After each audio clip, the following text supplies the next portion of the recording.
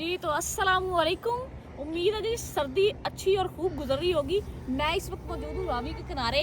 आप ही देख लें, पानी का बहाव अभी बहुत हद तक कम, क्या ख़त्म ही तकरीबन हो चुका है। अभी जो खड़ा पानी है या बस शहरों का पानी आ रहा है, इसमें नदी नालों का वही है।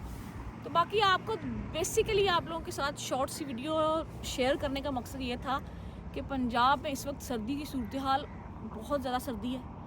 यख ठंड जिसको कहते हैं, जिसमें हाथ आपके सुन्न हो जाएं, वो वाली सर्दी पड़ रही है। अगर मैं आप लोगों को इस साइड पे दिखाऊं तो इनके कच्चे घर हैं और इन लोगों का रहन सहन भी आप देख लें ज़रा।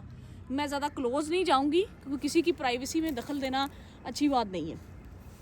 बाकी गर्मियों में तो गुजारा हो जाता है, चलो पानी भी बहाव भी अच्छा होता है, ठंडा पानी बंदे का दिल भी करता है नहाने को भी, उसके बाद इस्तेमाल करने को भी, फिर सब्ज़ा आसपास दरख्त वगैरह।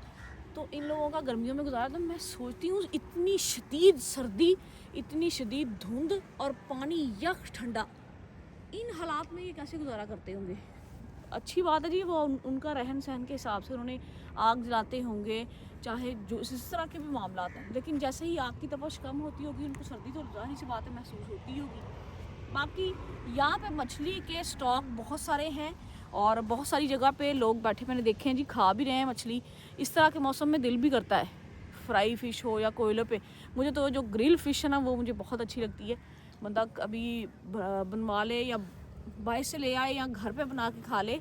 लेकिन यहाँ पे बहुत सारे स्टॉल्स हैं, आप आएँ अपनी फैमिली के साथ, थोड़ा सा इंजॉय करें। जाहिर सी बात है, ज़िंदगी जो है वो गुजर ही जानी है जी। वो कहते हैं ज़िंदगी जीना एक अलग बात है और ज़िंदगी गुजारना एक अलग चीज़ है। आप ज़िंदगी को जिएं, गुजार